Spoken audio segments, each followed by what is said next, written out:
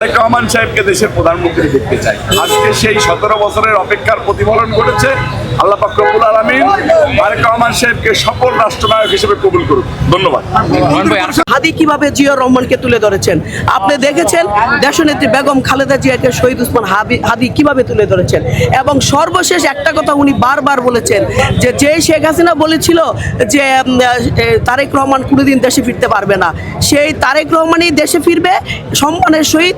আর এই শেখ হাসিনা অজেদ ফেসিস্ট খুনি হাসিনা সে দেশ থেকে পালিয়েছেন, এটা শহীদ ওসমান হাদি অনেক আগেই বলেছেন এবং তার কথাই সত্য হয়েছে।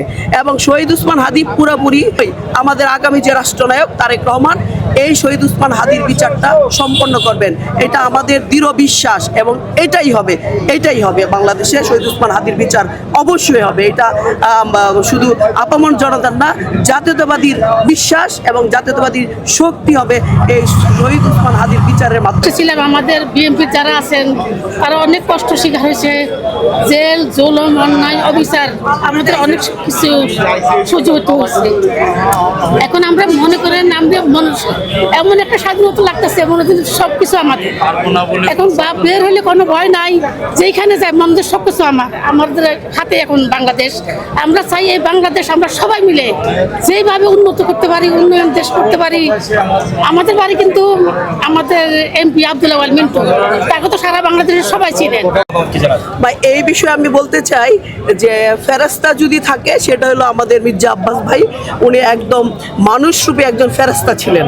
কারণ আপনারা দেখেছেন যে নাসিরউদ্দিন পাটোয়ারি যেভাবে ওনার সন্তানের চেয়েও ছোট হবেন এই নাসিরউদ্দিন পাটোয়ারি, সে যেভাবে ওনাকে অসম্মান করেছেন, যেভাবে ওনার বিষয়ে একজন যত যাই বলেন, উনি বারবার পার্লামেন্ট মেম্বার ছিলেন, মেয়র ছিলেন, উনি একদম তৃণমূল থেকে রাজনীতি করা একজন ব্যক্তিত্ব। উনি এই বয়সে ওনার সাথে যে ধরনের বেয়াদবি করেছে, আমরা ছাত্র রাজনীতি করে এসেছি এই পর্যন্ত, মানে আমাদের দেখা কোনো ছাত্র সংগঠনে ছাত্র নেতারা এইভাবে এইরকম একজন সিনিয়র মানুষকে এইরকম অশালীন কথাবার্তা, মানে এইটা ওনাকে আমি মনে করি বাংলাদেশের সকল পর্যায়ের মানুষ এই আমাদের মির্জা আব্বাস ভাইকে সেলুট দেওয়া উচিত যে ওনার মতো মানুষ উনি এত ধীরস্থির কিভাবে এই অসভ্যকে সহ্য করেছেন উনি।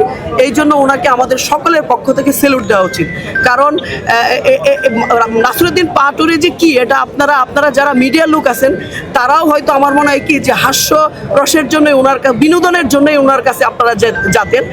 যে গণতান্ত্রিক বাংলাদেশের জন্য আমরা আন্দোলন সংগ্রাম করেছি, সেটির একটা নবযুগের শুভ সূচনা হবে আজকে নতুন সরকারের পদার্পণের মাধ্যমে।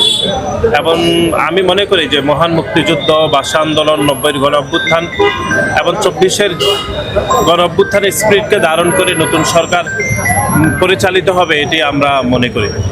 আপনারা তো ইতিমধ্যে দেখেছেন যে আমরা যেটি ইতিমধ্যে খসড়া আকারে যেটি প্রকাশিত হয়েছে, সেটি তরুণরা যেরকম রয়েছে, একই সাথে যাদের অতীতে রাষ্ট্র পরিচালনার যাদের অভিজ্ঞতা রয়েছে তারাও স্থান পেয়েছে। আমি মনে করি যে মন্ত্রিসভা ইতিমধ্যে আমরা দেখেছি, এটি আমি মনে করি যে বাংলাদেশের বিনির্মাণের জন্য বা যে চ্যালেঞ্জগুলো রয়েছে বাংলাদেশের সামনে সেগুলোকে পার করার জন্য আমি মনে করি যে এই মন্ত্রিসভার প্রত্যেক সদস্য অত্যন্ত দক্ষতার সহিত কাজ করতে পারবে বলে আমি মনে করি।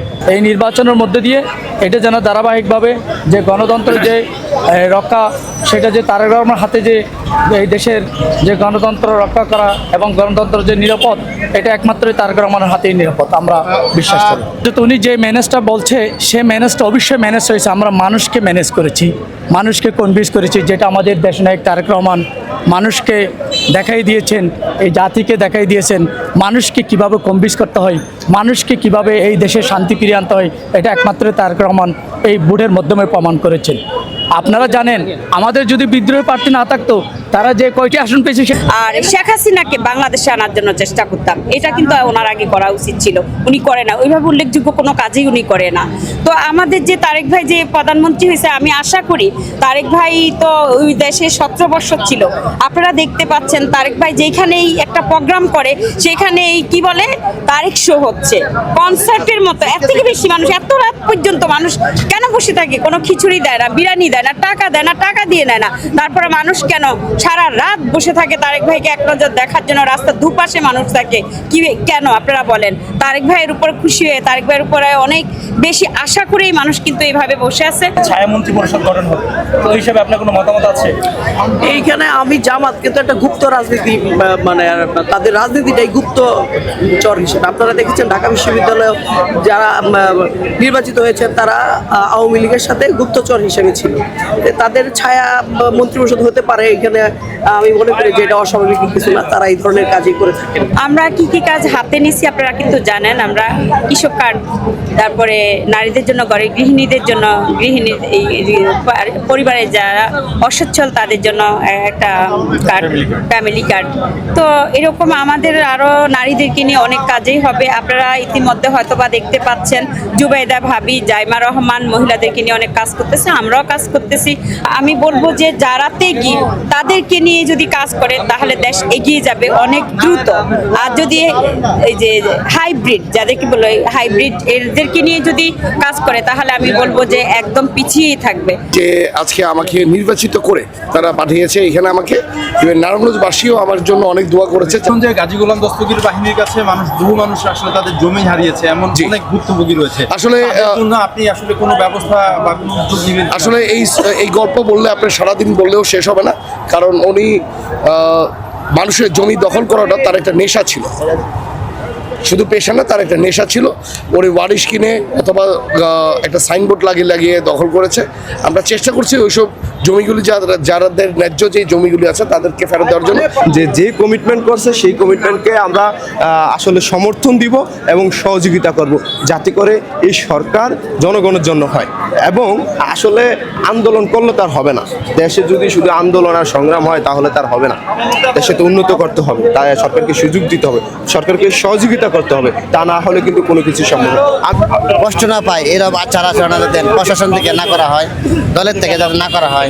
কারণ সাধারণ মানুষ কিন্তু কষ্ট পায়, বড় বড় দলের নেতারা বিএনপির নাম ভেঙে অনেক সময় অনেক কিছু করতে চেষ্টা করবে, তাৎক্ষণিক তার এই বিচারটা করা হয়, সেটাই।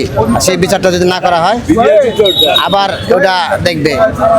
আর বিচার ইনশাল্লাহ তার তারেক রহমানের যে বিচার, আবার তার মনে একটা মনে আছে আর কিভাবে কোন জায়গায় বিচার করবে না করবে, প্রতিহিংসামূলক কোনো বিচার করবে না। ইনশাআল্লাহ মন্ত্রী পরিষদ আশা করি প্রথম নম্বরে হলো আইন শৃঙ্খলা ভালো করবে, এটা আমাদের বড় প্রত্যাশা। সন্ত্রাস দমন করবে, দেশের কৃষিখাতে আমি মনে করি বেশি জোর দিবে যাতে আমাদের দেশটা এগিয়ে যায়। যাতে আমাদের দেশে অনেক জমি পতিত থাকে সারের অভাবে, শ্রমিকের অভাবে, যাতে এগুলা পতিত না থাকে, পেঁয়াজ রসুন থেকে সবজি থেকে